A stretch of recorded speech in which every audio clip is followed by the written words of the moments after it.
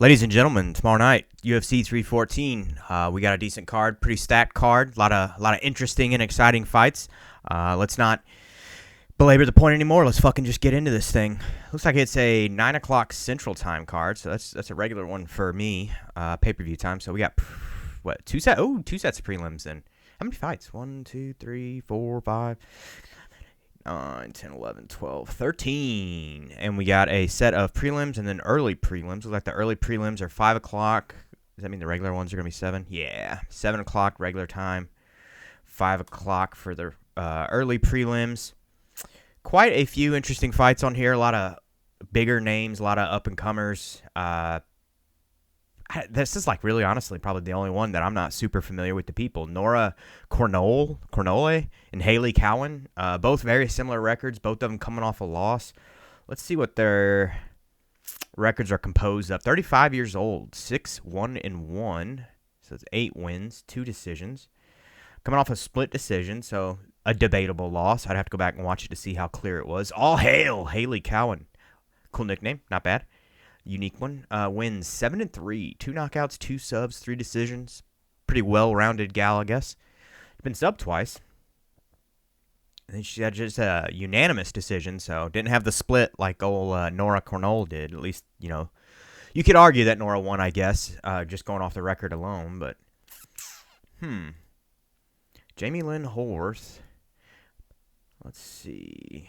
I'm listening to music in my headphones at the same time. And had to fight there just to start singing.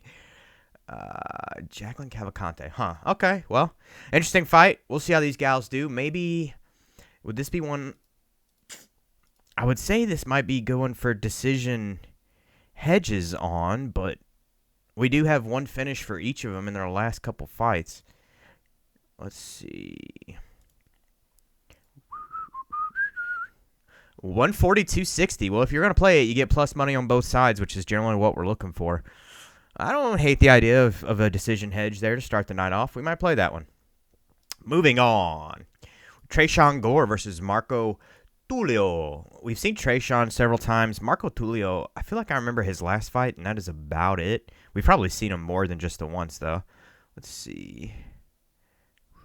Oh, no. That is why I only remember his last fight. He only has the one. Okay. I'm not too far off here. A couple months ago, January 11th, beginning of the year, so guys remaining relatively active. It's only 3 months ago. Tresean's been out for a minute, hasn't he? November of 2024, okay. I actually thought it was even longer than that, so that's not, super, super long. Coming off a submission win and another submission win before that. A TKO win over Yair Rodriguez. I don't want to say always, but I was never really a huge fan of old Ihor. I don't know. I don't fully grasp how he's in the UFC, but fun fight here. We'll probably leave this one alone. Just watch both guys get after it. Just enjoy this one. Sometimes there's some fights you want to leave alone and just enjoy them. You don't have money on them, so you're not sitting there sweating the whole fight. You can just watch these two dudes go out there and fucking slug it out. Now, Sumaderji versus, almost in Marco Tulio, Mitch Raposo. This is going to be a fun scrap. This is one of the first ones of the night that we were like, you know what, I'm interested in this. I like both guys. Let's watch a little bit of tape on it. Let me bring up the records here. Sumaderji, the Tibetan Eagle. Young buck getting after it. So we got old Sumaderji, 16-7 overall, 13 knockouts. The dude's a prolific finisher. He's got 1 submission win, 2 decisions wins. He's been subbed 6 fucking times, though, and he's got 1 decision loss. It seems like the path to victory here is to go out here and submit this guy, wrestle him, and take his neck. The 3 losses in a row stuck out to me when I was doing a little bit of research on this. Of course, the one being to Charles Johnson. That's St. Louis's boy, CJ, Energy. He hopefully will have a fight scheduled soon, coming off a loss, unfortunately, but decent performance. Either way, we're going to get sidetracked. Things we noticed about Sue. Southpaw. He's got fairly decent takedown defense, but it's not the greatest. Could use a little bit of work, but CJ being a relatively credentialed wrestler, it's like, all right, well, he's stuffing some of CJ's takedowns, so he can't be too bad at it. Throws some naked low kicks. I notice he drops his hands. He doesn't really set them up, and he'll just kind of launch those with the hands down. So you would think maybe there's a potential for somebody to eat one of those leg kicks, pump something straight down the middle, straight left, straight right, crack them on the chin and drop them. He did have a pretty good jab though, real snappy. That the hands low, particularly like that the rear hand close, like how to say this? He keeps the rear hand somewhat close to the head unless he's like circling out and then he'll drop it. But that front one just drops, I mean, pretty often to the point where it's like almost worrying. It's like, hey man, I don't know if this is a great habit. Maybe it helps your movement or something like that, but in these transitions and these movements and these strikings, you fade off to the side and drop your hand and the guy happens to throw a shot from that side, you're going to get fucking knocked the hell out, basically, is what's going to happen. But anyway, we got Mitch Raposo. If you thought Sumanderji's a young buck at 29, Mitch Raposo is only 26. So a couple real young bucks scrapping it. He's what, 9-2, almost at 9-4.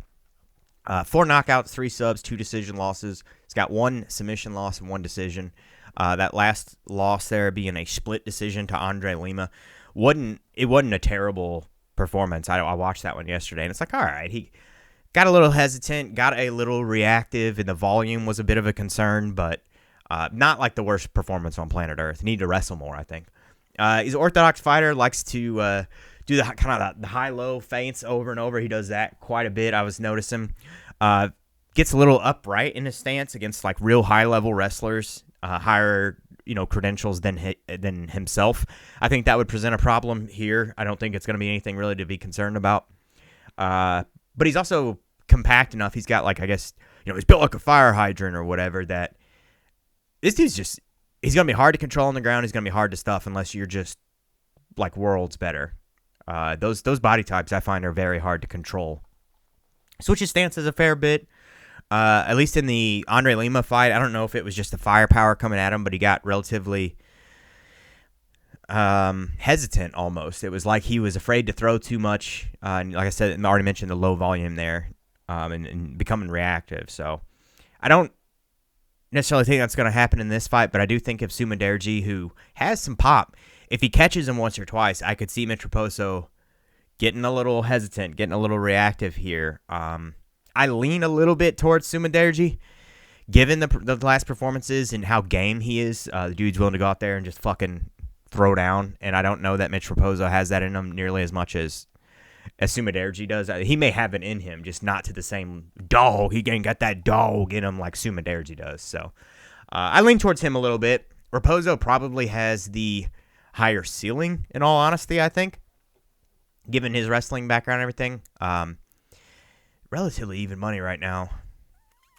I shouldn't say relatively even money. It's actually a little bit in favor of Maderji, but I don't know, man. If you're going to take Maderji, you could probably take the -3.5. Oh, no, that's points. See, I fucked up last time, and I played this, and I was thinking this was strikes. This is if it goes to the judges' scorecards, -3.5. So he would have to get a better than a 10-9 on one of those rounds, so basically a finish. Or, I mean, that's it. If he gets 10-9s, which is like the most common card, you lose that bet. I don't know that I like those, man. I see people playing those too, and I'm like, man, I don't know that I like that fucking bet. If it was strikes, it'd be different. I'm sure if it was strikes, the margin would probably be wider. It'd be like -15 strikes or something. I don't know. So if we were to bet on this one, we'd probably take Maderji. Maybe just money line. I don't know that I would take a finish or anything like that. But it's one I'm probably going to leave alone. Next up, the last fight of the early prelims. We've got, now they were saying it's weird at the weigh-ins. I don't know how the fuck you say this guy's names. I've heard Cedric. I've heard Cedricus Dumas. Cedric Dumbass. I don't know. Cedricus Dumas, we'll go with, I guess, versus Mikhail Oleksiejczuk. Who cares? A couple good fighters, though. Both these dudes, I don't think will ever sniff the belt, but they're both like relatively exciting and kind of get after it. Mr. Dumas, however you say it here, 10-2, only 29? Yeah, 29 years old. 4 knockouts to his name, 2 submissions, 4 decisions. 1 knockout loss, 1 submission. Coming off that decision win over Denis Chilulin. Things we noticed, because we did watch some video on these guys as well. He's got orthodox stance. He also gets pretty upright, like we were just mentioning with old Raposo. 6'3", dude's pretty damn tall if those stats are accurate. I don't know necessarily about his fight IQ. There were moments where I think he was getting by more on physicality and having, the physical gifts, the athleticism, than like technical ability and fight IQ. There was some silly shit that he did in that Dennis Chilulan fight where I'm like, bro, what? He does back up and kind of shell at times instead of like circling out. He gets rooted in the spot and tries to just shell up against the shots when you'd like to see him work to the outside and like circle away from the power hand, get away from the shots instead of just standing there and hoping something doesn't get through the guard. I also noticed he ducks his head a bit against somebody that threw like big uppercuts or knees up the middle. I could see that being a problem. I don't know that it's really going to matter much against Mikhail Oleksiejczuk. And then the last thing we kind of noticed is like the takedowns that he was getting on Dennis Chilulan. This wasn't by way of like these super slick takedown attempts where he's, getting a trip or something like that. Excuse me, we're going to pop patch in. It was more due to kind of getting like the body lock and just muscling dude down to the ground and stuff. It just wasn't the most graceful, like technical shit you've ever seen, which against really high level guys, you're not going to get away with that. Against lower level guys like Mikhail Oleksiejczuk, while you're fresh, you're probably going to get away with a couple of those. Let's flip over to Oleksiejczuk here. What's the odds on this while we're sitting here talking about that one? Hang on 1 second.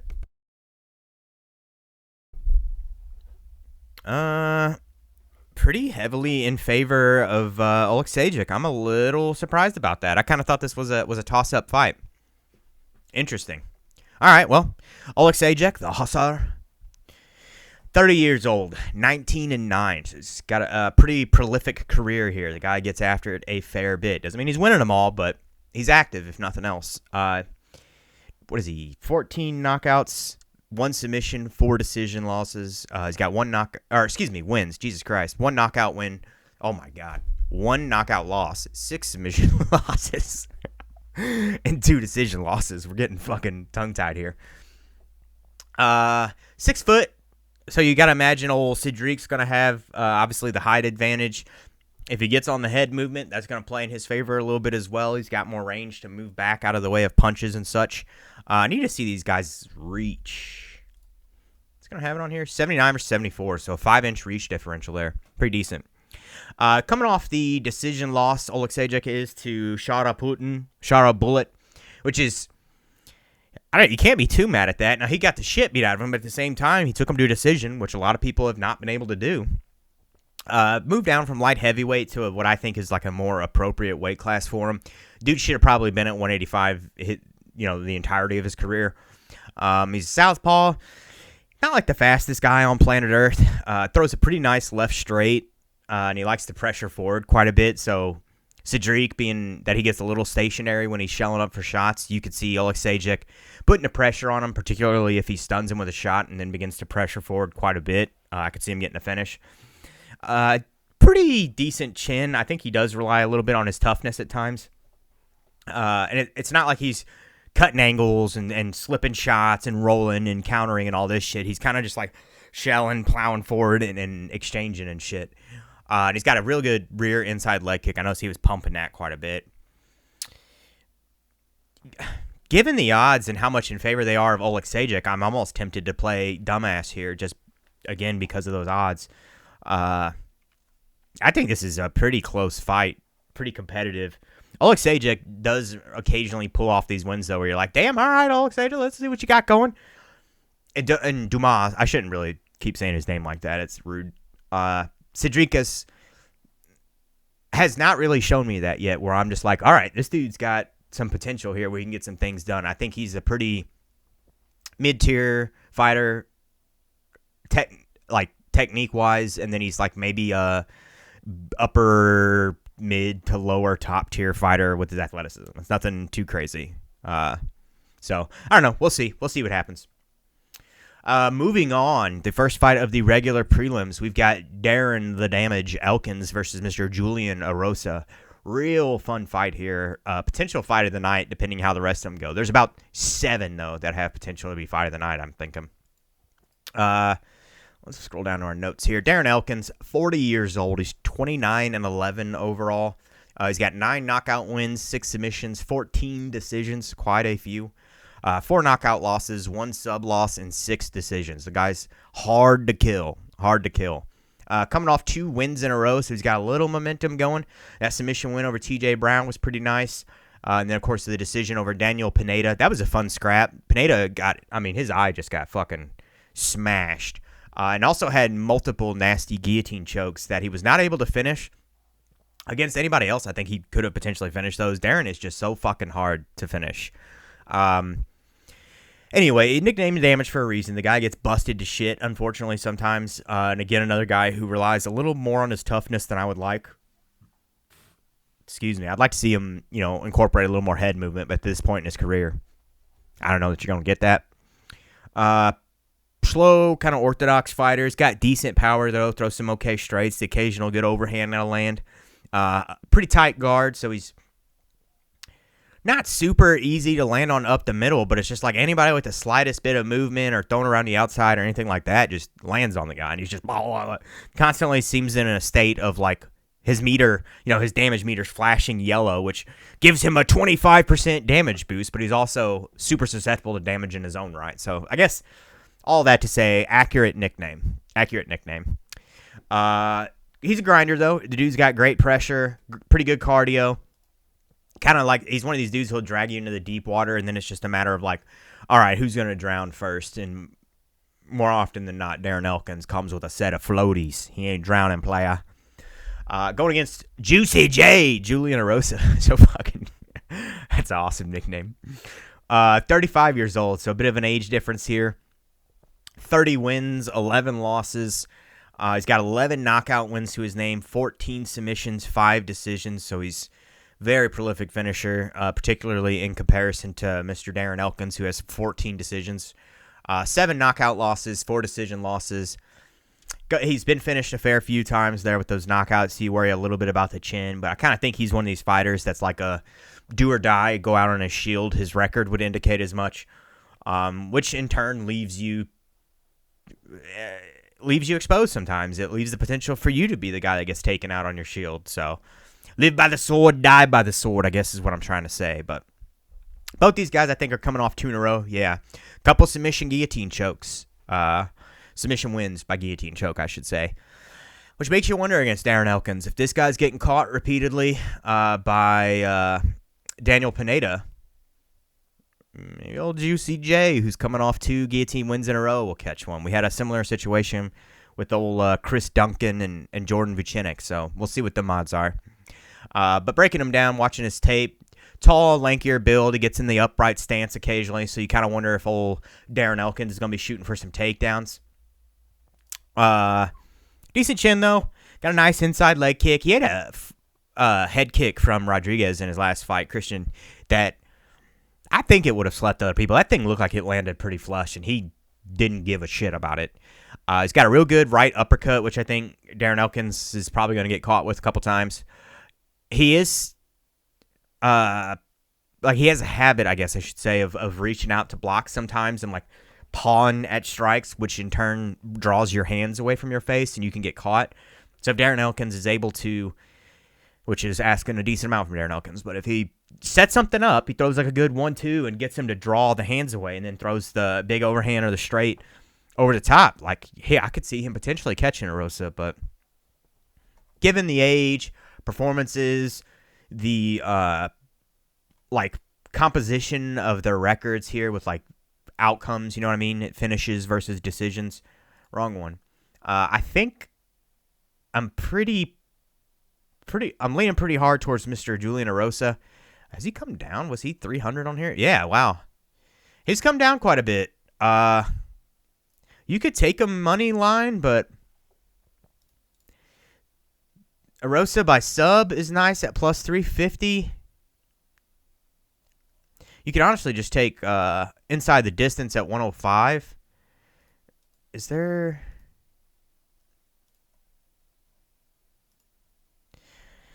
Can we get it? Whoops.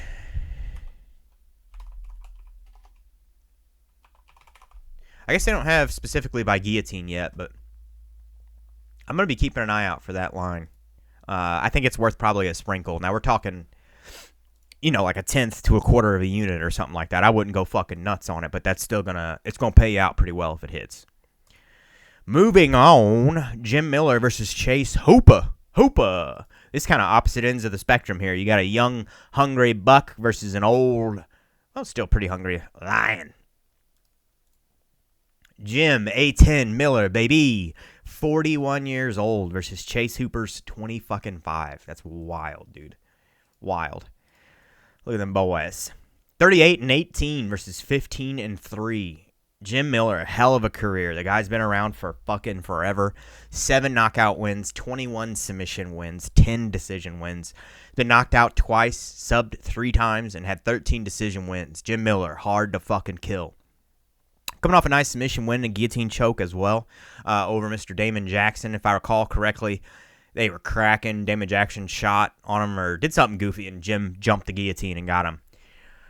Stats, notes, 5'8", 71-inch reach. He's a southpaw. Like I said, that submission win over Damon Jackson.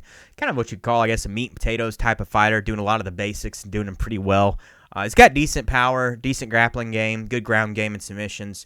Kind of the classic club and sub type dude. He'll stun you or, crack you with something and then jump a guillotine or get a takedown or jump on you when you're down and get the finish.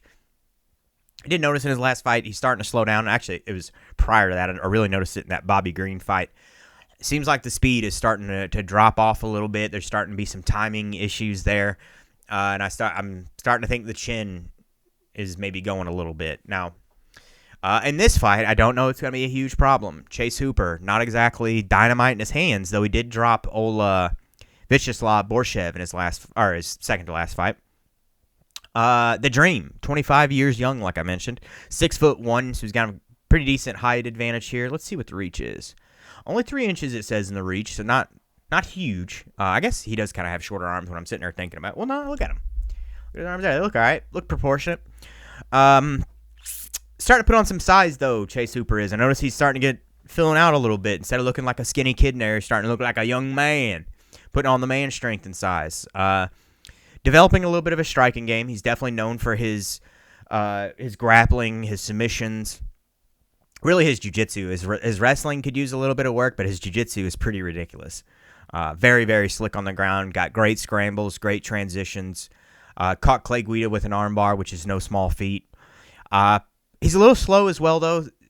Against Jim Miller, I don't think it's going to be necessarily a huge problem, but once he gets in these upper tiers, the upper echelons of his division, these guys are fast as fuck, so I could see that being a potential problem for him later.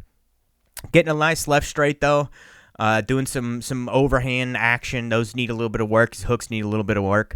He's getting a good, a karate, like a Wonder Boy type of kicking game going where the front kick will come over the top, throwing some high kicks, some nice body kicks, shit like that, which is nice to see against a guy with as good of a game on the ground as Chase Hooper. You don't necessarily have to be worried about getting taken down unless there's such an insane differential in your abilities that the guy's going to smash you. And I don't know that there's a ton of dudes at lightweight that are going to do that to Chase Hooper. There are some guys, but there's not a ton of them.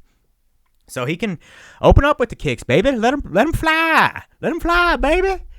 I think that's not a bad thing. I think against somebody like Jim Miller who's starting to get caught a little bit more, you start throwing some of them kicks to the body and then potentially go upstairs. You might crack old Jimmy. Might crack him. Let me take this old patch out here. This thing's getting a little spicy. At 550, I actually think Jim Miller's worth sprinkling a little. Oh my God, 625. I'd sprinkle a little bit on him. Chase is probably going to win this one, man. He should win this one. But how many times has there been a XYZ should win over Jim Miller only to then be decimated? How many times has that shit happened? It's happened quite a bit. Moving on. Yao Chaonan. Holy shit. Yan Chaonan versus Vina Jandiroba. Fun scrap, not one that I'm super interested in. I actually think it has some title implications, though. If Mrs. Vina Jandiroba wins, then I could actually see her potentially getting the next shot against old Wiley. Especially, I mean, this chick's got some good fucking wins to her name. She's getting some steam. 5 wins in a row would be pretty wild. That armbar win over Amanda Lemos was nice. What do we think here, though? It's kind of your classic matchup here. I think Jan's probably the better striker. She's probably technically better and has better power. She does get a little sloppy at times and overextends herself. So you could see Vienna shelling up and shooting off of one of those overextensions. Jan also got choked fucking unconscious by Wiley, and for some reason they didn't stop it. I'm still confused about that. Vienna, I would say, probably has a better submission ability than Wiley, though I think that gap used to be a lot wider, and I think Wiley is steadily closing that gap. She seems to really be working on her grappling game. I also think Vienna Janjiroba has fought more people like Jan than Jan has fought people like Vienna, potentially. I think Amanda Lemos has a semi-similar game to Jan in the striking. I guess more so in the threats that she offers. So I could see Vienna struggling early to get the takedown and hold Jan down with the explosiveness. But as the fight goes on, I see her taking over, grinding out a win, or potentially a submission win. Moving on. Who we texting? We have 50K. Dan Ige with the fucking mustache, baby boy. Sean Woodson, St. Louis's own. Sean Woodson's the fucking man, too. Know quite a few of the guys he trains with.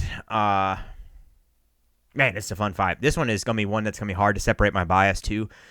I actually like Dan Ige quite a bit. Big fan. The shit he's done, like taking the fight on short notice against Diego Lopes, is insane.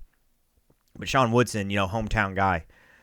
I probably got to root for him. But let's take a look. 33 years old. What's the reach here? 71-inch reach versus 78-inch reach. Holy shit. 33, 5'7", 145. Featherweight boys. He's got 18 wins, 9 losses, 6 by knockout, 5 by submission, 7 decision wins. Never been knocked out, never been subbed, 9 decision losses. Dan Ige, the definition of hard to kill. Dan Ige, fight style. Likes to move forward, throws the big right quite a bit. He does have a few losses in a row, but you almost kind of got to give him a slide on some of that. That Diego Lopes one particularly, it's like the guy took it on a fucking 30-second notice or whatever. And that Lerone Murphy fight, he hurt Murphy. Cracked him pretty damn good. Now, he got cracked in return. Murphy was able to shell up and start firing back, but still, pretty impressive. Also, in the Lopes fight, Dan Ige was kind of coming back in the end there. That third round, I think Lopes faded a bit, and 50K was coming back.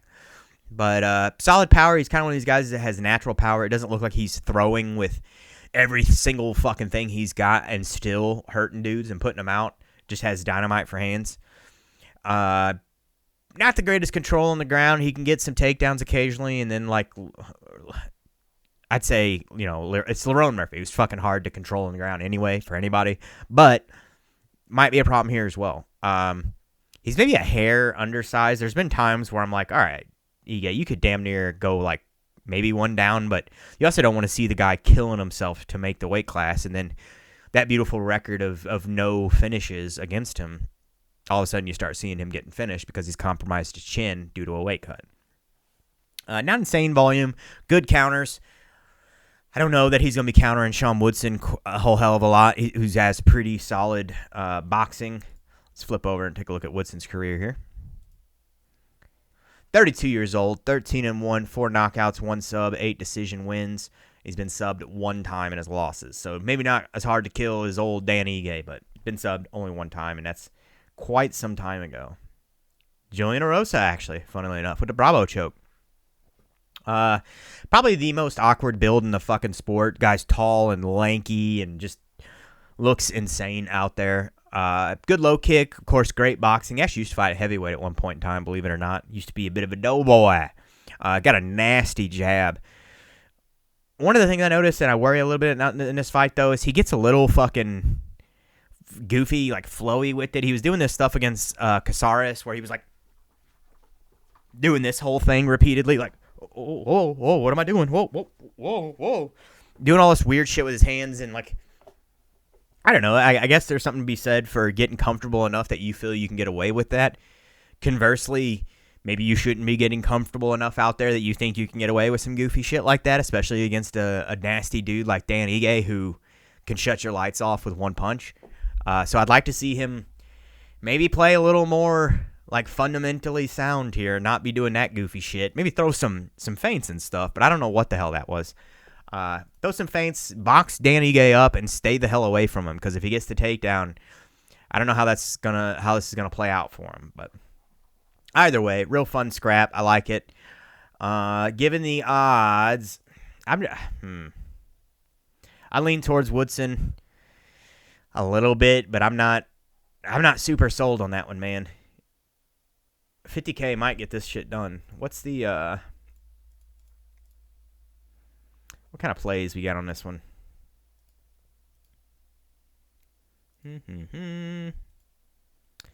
KO for Danny Ige plus 400. What's inside the distance? Plus 325. I don't hate that. You could. Well, I was gonna say you could play the over 2.5. Where's fight goes the distance? It's probably not gonna be much better than that. You could do your decision hedges here. Take Sean Woodson by decision, and then hedge it with like a third of a unit on Dan Ige. That actually might be the move right there. Decision minus 230. Might have to do that. We'll see. That also might just be one I leave alone and just root from the sidelines for STL's own Sean Woodson getting it done, the sniper. Next up, first fight of the main card, and where my notes end because I got tired of watching fucking fights and doing shit late at night. This week's been busy as hell. Nikita Krylov from the Donetsk region. I wonder if that's why he switched. What is that? They call it the Donbass or whatever. I wonder if that's why he. I think he's. Didn't he switch to the Russian flag? Am I fucking crazy here? I don't know. Maybe I am. Is that Ukraine though? 30-9 versus Dominic Reyes is 14-4. There's a huge experience differential. 6'3", 6'4", 221, 222. I don't know why the hell they ever do that. They're both lightweights. They're 205 for fuck's sakes. Krylov, though, coming off 3 wins in a row, which is pretty nice. Got some momentum, 2 of those being finishes. But it's been since March of 2023. It's been 2 years. Makes you wonder, what the hell? Is it just, the war? I shouldn't say just the war. Is it the war that's keeping him out? Like, that's a pretty big fucking deal. Understandable why he could be, sidelined for a while. But I don't... What? Surely the dude wasn't fighting, I hope. God dang. I don't know. That's wild. I'm just now considering all of that. That's pretty fucking nuts. Dominic Reyes, though. Pretty high ceiling on this guy at one point in time. One of probably the closest times old John Jones has come to a loss. I still kind of think he did lose that fight, but it's neither here nor there. Dominic Reyes, 35 against Krylov. What was Krylov, 33? Yeah, interesting. Okay. I thought Reyes was younger, but looking at it here, Reyes a little bit older. 9 knockout wins, 2 submission wins, 3 decisions. Been KO'd 3 times in a decision loss. So I think that 2 in a row. TKO over Anthony Smith and a KO over Dustin Jacoby. That's actually the one I thought was last. I remember the Jacoby one a little bit better. Man, there was a point in time where you're like, all right, Reyes has amazing takedown defense, great takedowns of his own. He's got good power, good countering power, and a decent chin. But it's like all of this stuff kind of caught up to him overnight. And I think the more dangerous fighter here is probably Krylov. The dude is just willing to engage in a way that almost like Sumaderji, where it's just like, this motherfucker's crazy, like putting it all out there. And it's a do or die style, but it's one that, the hammer, the nail, any other cliche thing I could throw out there. And I think Reyes struggles a bit with that. He seems to, at least of late, struggle with a bit of that. Or struggle with that style, I guess I should say.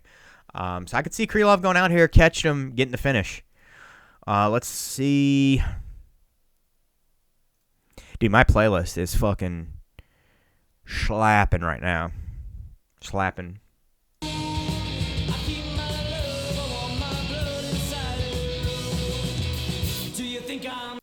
Good song.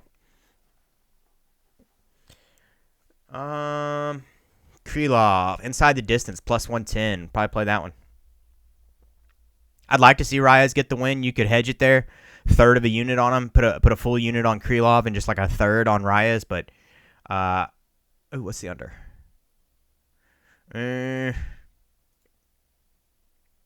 Could take the under 2.5. Minus 165. I actually might just do that. Might do that one there. I like that fight. That's a fun scrap. Another one that I guess I could say a potential fight of the night there. I could definitely see that one being pretty damn exciting. Bryce Mitchell. Boy, I can't wait for this fight. Thug fucking nasty Bryce Mitchell, baby boy, versus Gene Lord Silva. The cringiest bastard of all time, in my opinion. Now, I know he's got a fan base, particularly in Brazil and shit, but I ain't about it. Let's take a gander here. We got old Thug Nasty, 30 years old, young buck, 17-2, 1 knockout win, 9 submission wins, 7 decisions. Been knocked out once, he's been subbed once, and that's it. That's a wrap.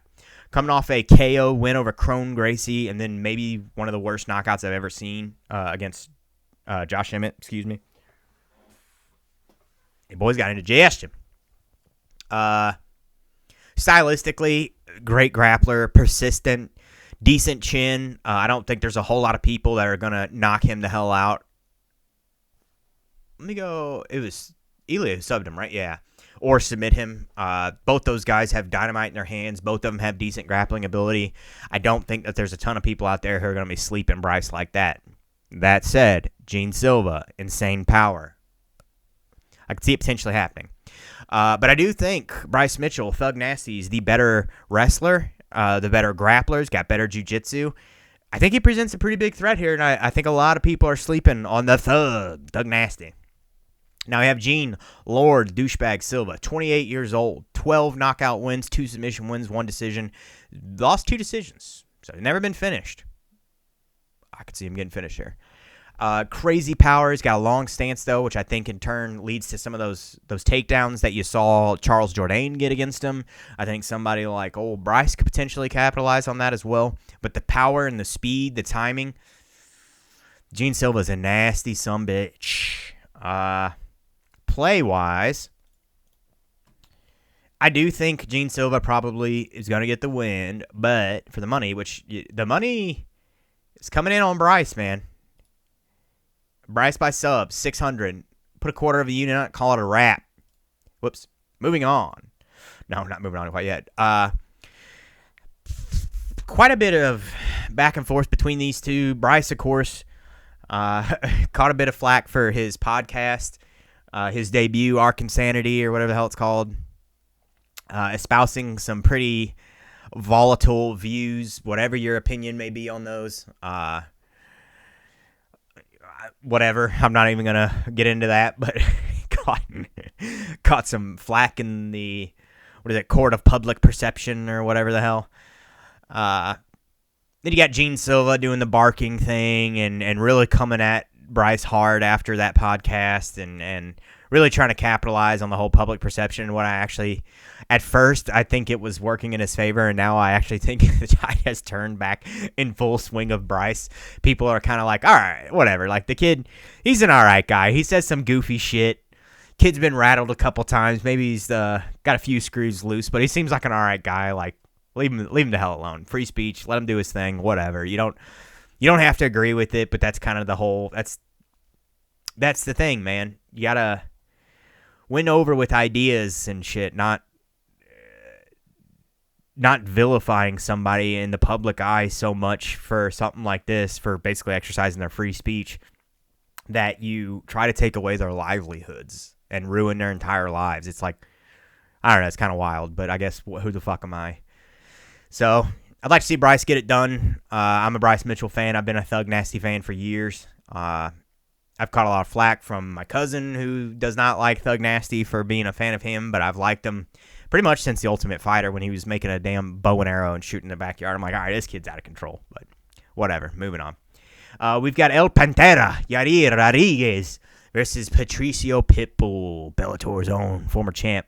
Now, I like me some Yair Rodriguez, but I got to give the old, the tip of the cap to Mr. Pitbull.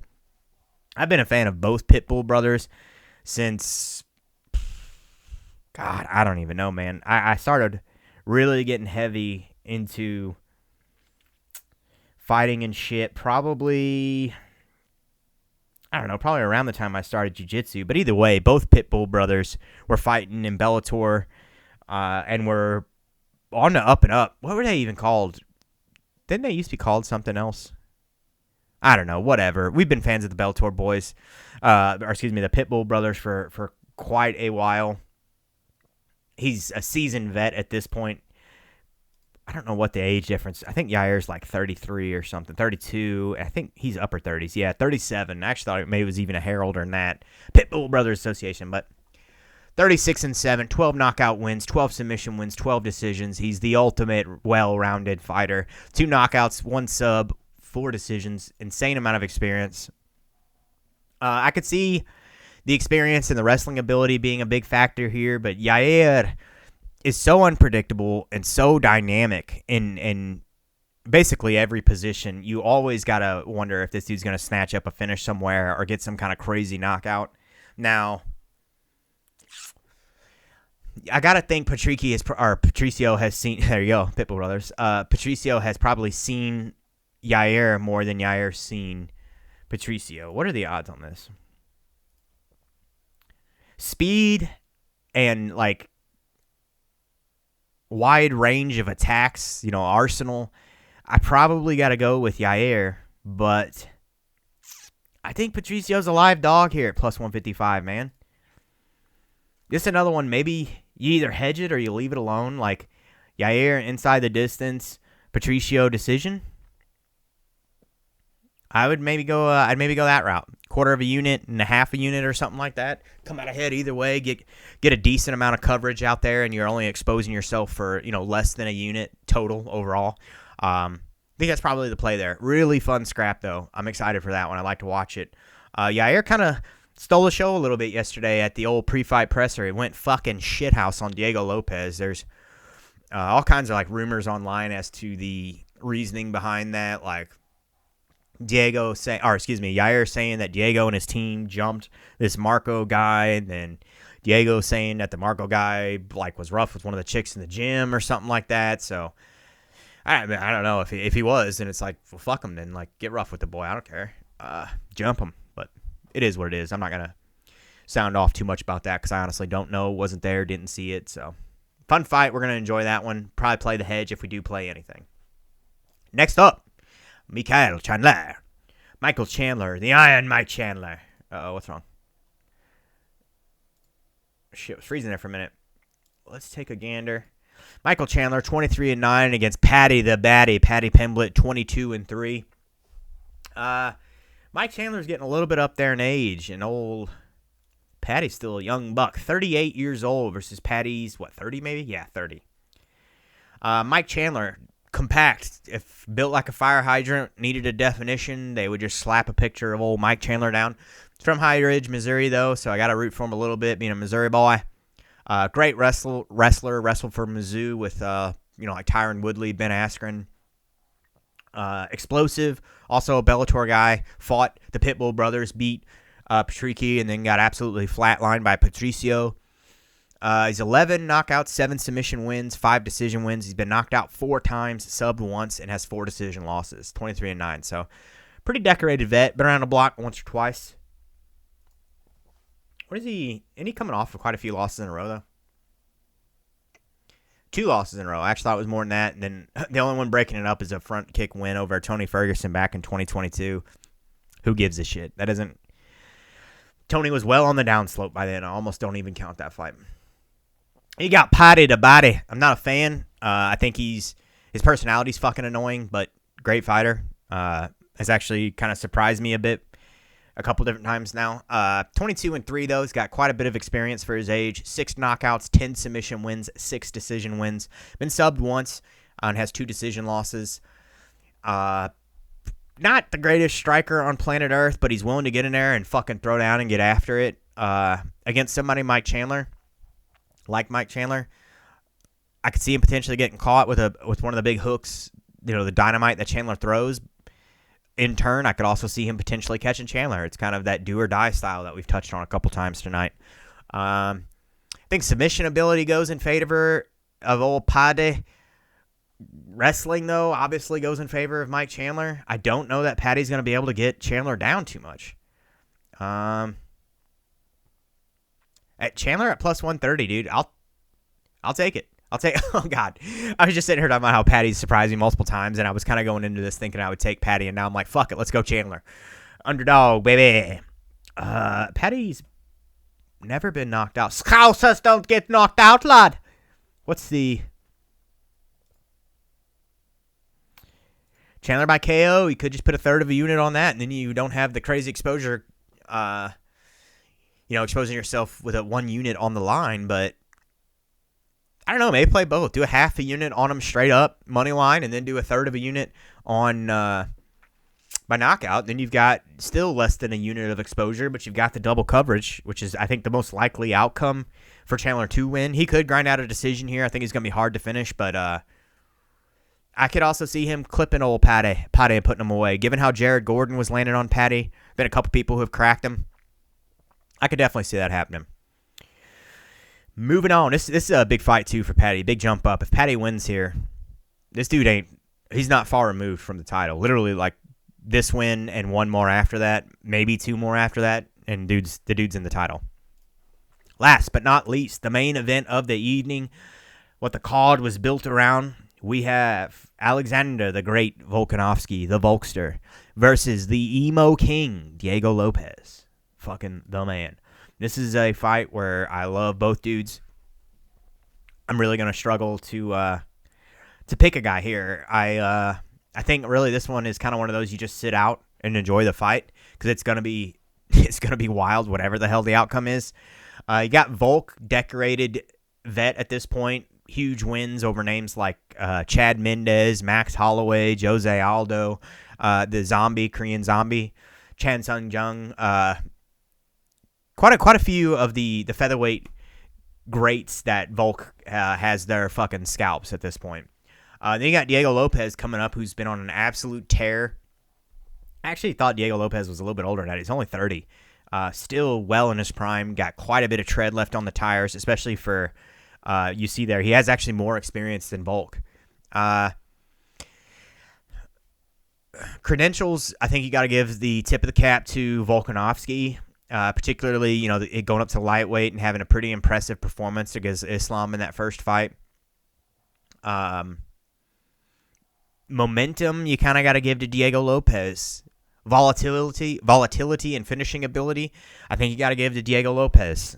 This dude's fucking deadly. He'll snatch up a submission. He'll hurt you on the feet. He'll crack you and put you away.